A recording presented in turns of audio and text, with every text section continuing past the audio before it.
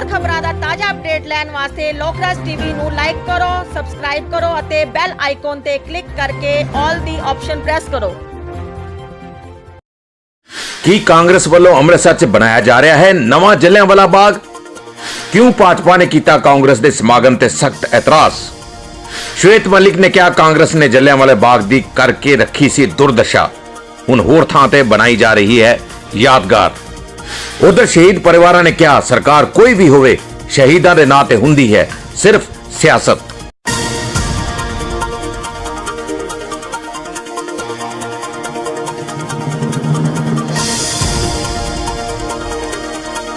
ਅੰਮ੍ਰਿਤਸਰ ਦੇ ਜਲਿਆਂਵਾਲਾ ਬਾਗ ਦਾ ਸਾਕਾ ਕਿਹਨੂੰ ਭੁੱਲ ਸਕਦਾ ਹੈ। ਇਤਿਹਾਸ ਦਾ ਉਹ ਖੂਨੀ ਪੰਨਾ ਹੈ ਜਿਸ ਨੇ ਦੇਸ਼ ਦੀ ਆਜ਼ਾਦੀ ਨੂੰ ਲੈਣ ਵਾਸਤੇ ਚੱਲ ਰਹੇ ਅੰਦੋਲਨ ਨੂੰ ਇੱਕ ਨਵੀਂ ਸੇਧ ਦਿੱਤੀ। ਜਲਿਆਂਵਾਲਾ ਬਾਗ ਸਾਕੇ ਨੂੰ ਵਾਪਰਿਆ 100 ਸਾਲ ਤੋਂ ਵੱਧ ਦਾ ਸਮਾਂ ਹੋ ਗਿਆ ਹੈ। ਭਾਜਪਾ ਵੱਲੋਂ 100 ਸਾਲਾਂ ਦੇ ਸਬੰਧ ਵਿੱਚ ਹੀ ਜਲਿਆਂਵਾਲੇ ਬਾਗ ਦਾ ਨਵੀਨੀਕਰਨ ਕੀਤਾ ਗਿਆ ਹੈ ਅਤੇ ਹੁਣ ਕਾਂਗਰਸ ਵੱਲੋਂ ਜਲਿਆਂਵਾਲਾ ਬਾਗ ਦੇ 100 ਸਾਲਾਂ ਨੂੰ ਸਮਰਪਿਤ ਇੱਕ ਸਮਾਗਮ ਅੰਮ੍ਰਿਤਸਰ ਦੇ ਆਨੰਦ ਪਾਰਕ ਵਿੱਚ ਰੱਖਿਆ ਗਿਆ ਹੈ। ਸਮਾਗਮ ਤਾਂ ਆਪਣੀ ਜਗ੍ਹਾ ਤੇ ਹੈ, ਪਰ ਕਾਂਗਰਸ ਵੱਲੋਂ ਇਸ ਪਾਰਕ 'ਚ 25 ਜਨਵਰੀ ਨੂੰ ਜਲਿਆਂਵਾਲਾ ਬਾਗ ਯਾਦਗਾਰ ਦਾ ਨੀਂਹ ਪੱਥਰ ਰੱਖਿਆ ਜਾ ਰਿਹਾ ਹੈ। ਇਹ ਨੀਂਹ ਪੱਥਰ ਬਕਾਇਦਾ ਤੌਰ ਤੇ ਮੁੱਖ ਮੰਤਰੀ ਕੈਪਟਨ ਅਮਰਿੰਦਰ ਸਿੰਘ ਵੱਲੋਂ ਰੱਖਿਆ ਜਾਵੇਗਾ।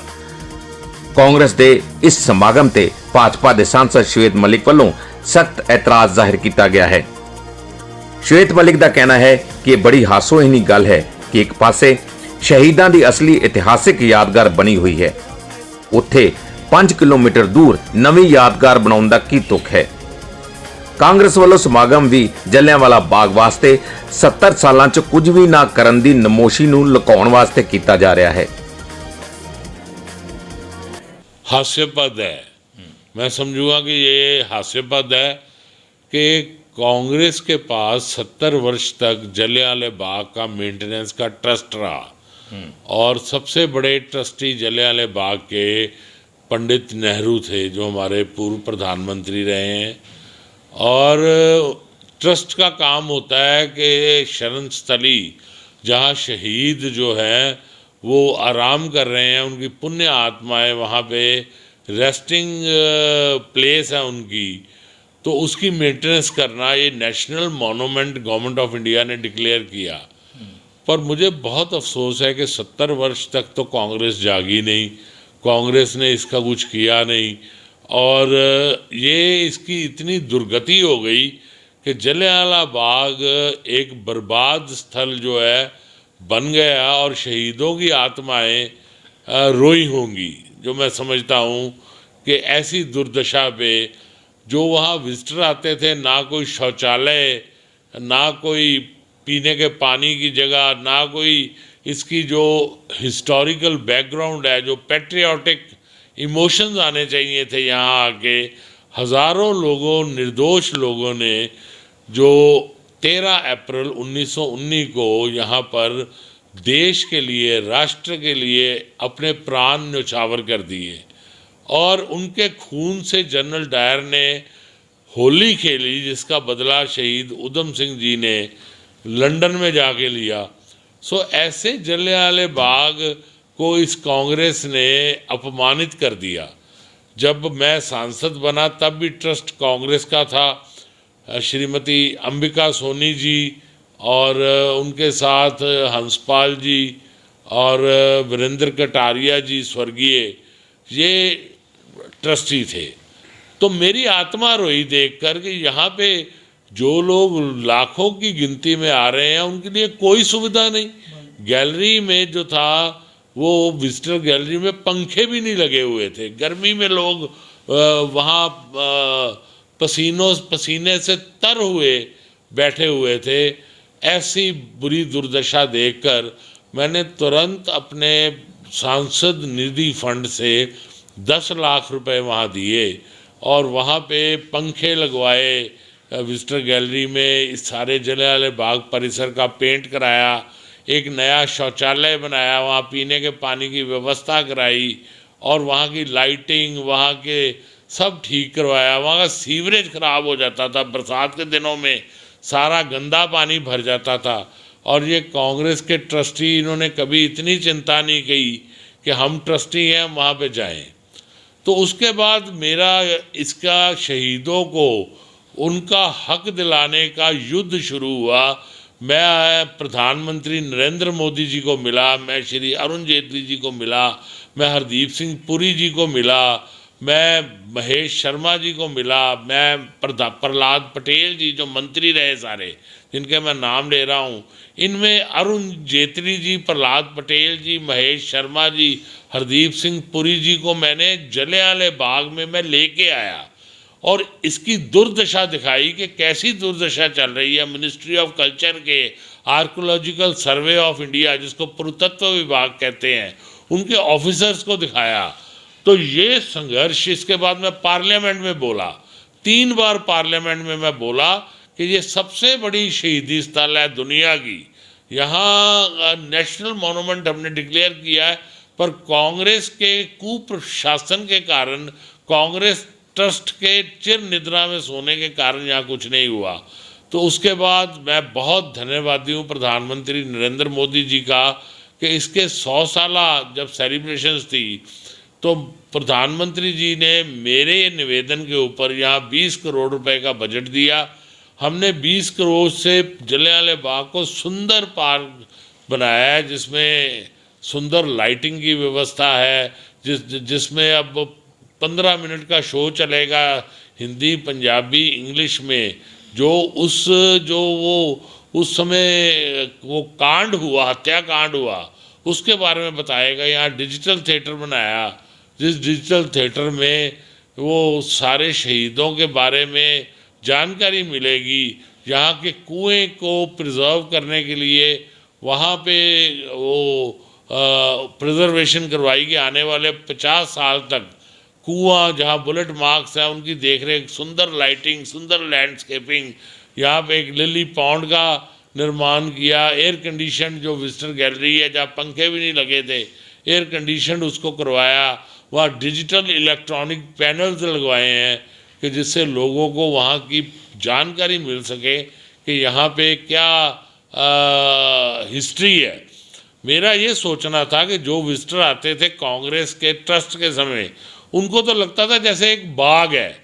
अब जो विजिटर आएंगे, जब प्रधानमंत्री इसका शुभारंभ कर देंगे, वो विजिटर्स को पैट्रियोटिक फीलिंग्स उनके मन में आएंगे, उनको महसूस होगा कि उनकी आज़ादी, जो आज ये ठंडी हवाओं में हम आज़ादी की हवाओं का आनंद ले रहे हैं, इसमें कितने लोगों ने खून की होली खेली है, ये उनको जानकारी मिलेगी। पर मुझे दुख होता है कि कैप्टन अमरिंदर सिंह जी राहुल गांधी जी के साथ जब मुख्यमंत्री के तौर पर जब वेंकैया नायडू जी आए थे यहाँ पे, उस समय आए थे और उन्होंने कहा था कि मैं इस बाग में स्टेट की तरफ से योगदान दूंगा, पर एक पैसे का योगदान नहीं दिया। और आज कहीं और रंजीत एवेन्यू में मुझे पता लगा कोई स्मारक बनाने जा रहे हैं। स्मारक तो वहाँ बनते हैं जहाँ स्थल हो, तो वहाँ से 5 किलोमीटर दूर उसका स्मारक बना रहे हैं।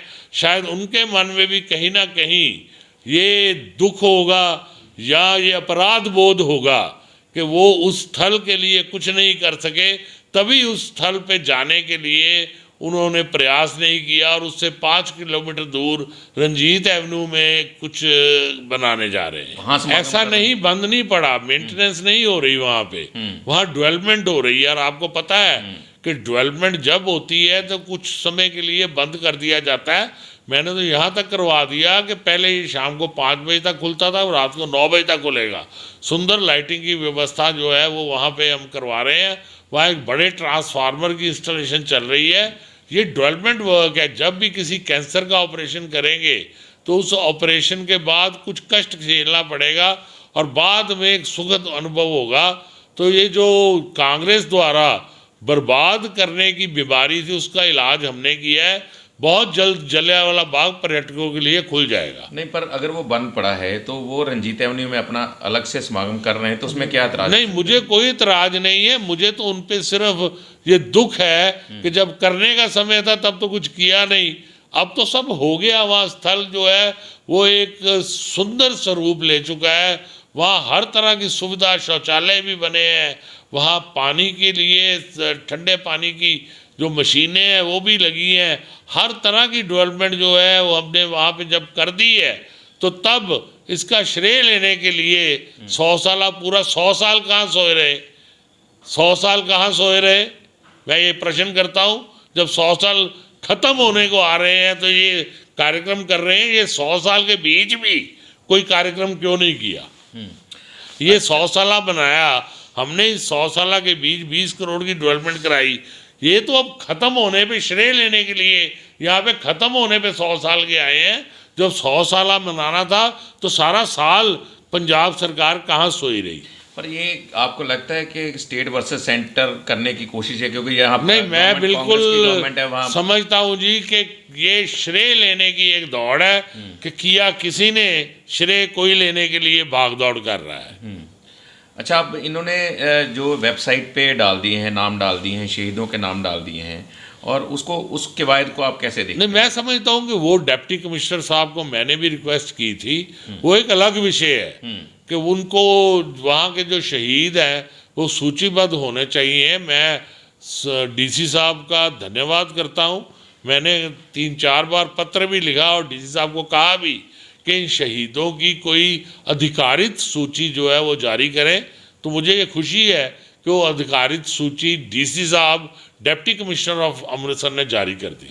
पर अगर वहाँ पर स्मारक बन जाती है, रंजीत एवेन्यू में, आनंद पार्क में बना रहे हैं, कि लोगों को जो सैलानी आते हैं या उनको एक, नहीं, मेरा ये कहना है जी, मैं विकास विरोधी नहीं हूँ, पर मैं तो इनसे प्रश्न कर रहा हूँ कि जो असली शहीदी स्थल है उसकी जो दुर्गत की 100 साल, मतलब चलो आज़ादी के बाद हम 70 साल ले लें, कांग्रेस का राज्य रहा, कांग्रेस का ट्रस्ट रहा, वहाँ की तो कभी याद आई नहीं। जब हम उस स्थान को मैं लेके भी गया, पत्रकारों को मैंने दिखाया भी सारा वहाँ की जो डेवलपमेंट है, अमृतसर वासियों को भी दिखाया अखबारों के माध्यम से, इलेक्ट्रॉनिक मीडिया के माध्यम से। तो अब जब 100 साल पूरे हो गए, जब वो सारा कार्य पूरा हो गया है, तो श्रेय लेने के लिए ये एक कार्यक्रम का प्लानिंग की गई है। मैं ये इनसे प्रश्न करता हूँ कि 70 वर्ष तक आप कहाँ सोए रहे? और अमरिंदर सिंह जी, आपने ये वादा किया था कि जलियांवाला बाग में आप डेवलपमेंट के लिए धन देंगे, वो धन क्यों नहीं दिया? उधर रंजीत एवेन्यू ਦੇ ਆਨੰਦ ਅੰਮ੍ਰਿਤ ਪਾਰਕ 'ਚ ਸਮਾਗਮ ਦੀਆਂ ਤਿਆਰੀਆਂ ਦਾ ਜਾਇਜ਼ਾ ਲੈਣ ਪਹੁੰਚੇ ਕਾਂਗਰਸੀ ਵਿਧਾਇਕ ਸੁਨੀਲ ਦੱਤੀ ਨੇ ਕਿਹਾ ਕਿ ਜਲਿਆਂਵਾਲਾ ਬਾਗ ਦੀ ਯਾਦਗਾਰ ਤਾਂ ਇੰਡੀਆ ਗੇਟ ਅਤੇ ਸਦਨ ਦੇ ਬਾਹਰ ਵੀ ਹੋਣੀ ਚਾਹੀਦੀ ਹੈ।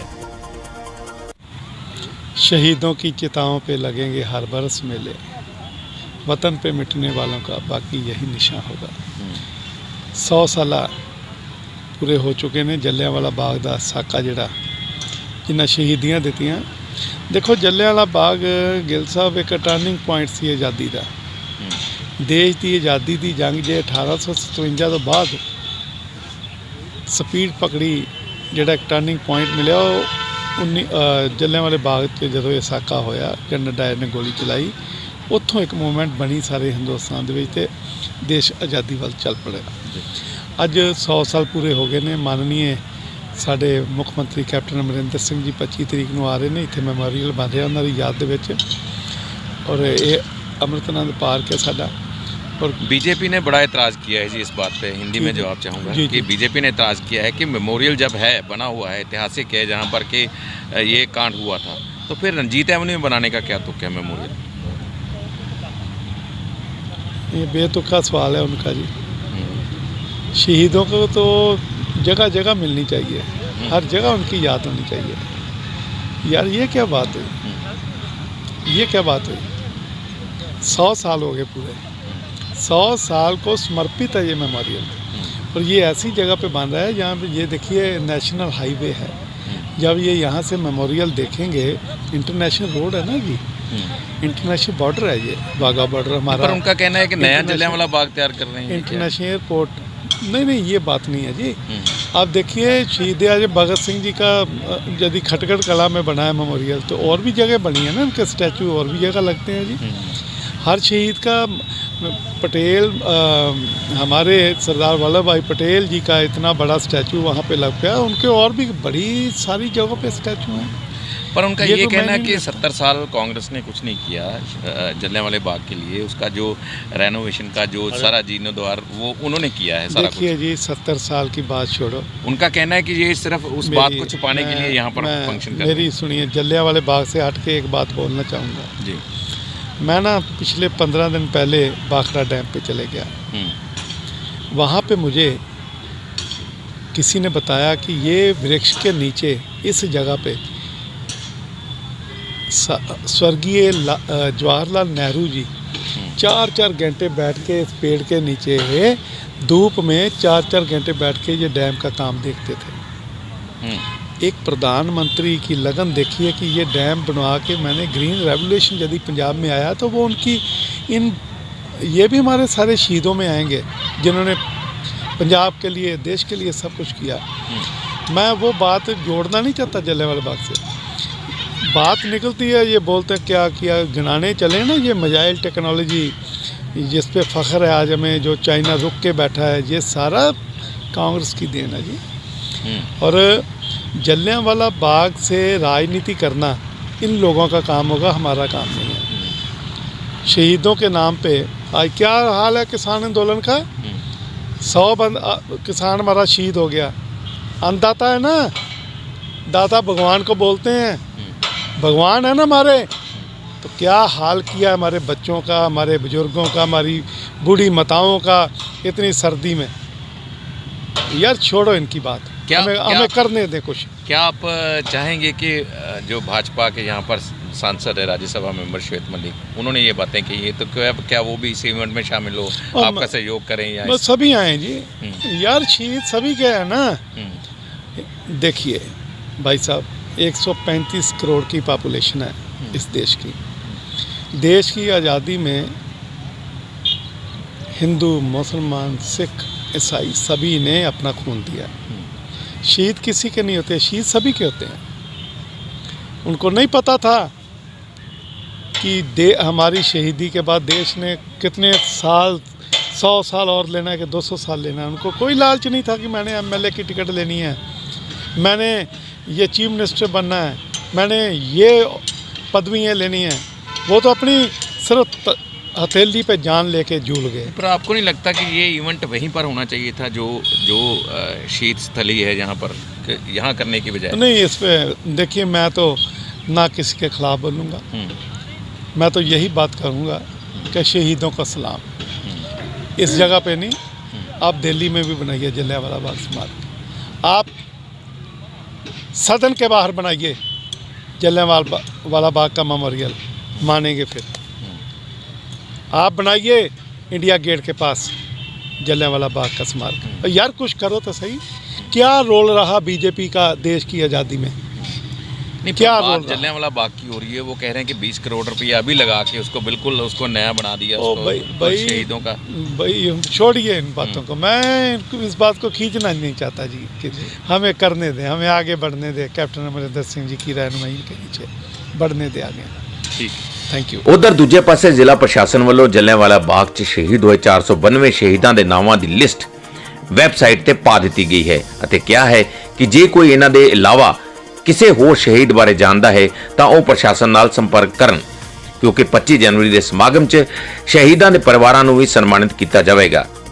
ਪਰ ਇਸ ਬਾਰੇ ਜਦੋਂ ਅਸੀਂ ਜਲਿਆਂਵਾਲਾ ਬਾਗ 'ਚ ਸ਼ਹੀਦ ਹੋਏ ਲਾਲਾ ਹਰੀਰਾਮ ਬੈਲ ਦੇ ਪੁੱਤਰੇ ਮਹੇਸ਼ ਬੈਲ ਨਾਲ ਗੱਲ ਕੀਤੀ ਤਾਂ ਉਹਨਾਂ ਕਿਹਾ ਕਿ ਹੁਣ ਤੱਕ ਸ਼ਹੀਦਾਂ ਦੇ ਨਾਂ ਤੇ ਸਿਰਫ ਸਿਆਸਤ ਹੀ ਹੋਈ ਹੈ।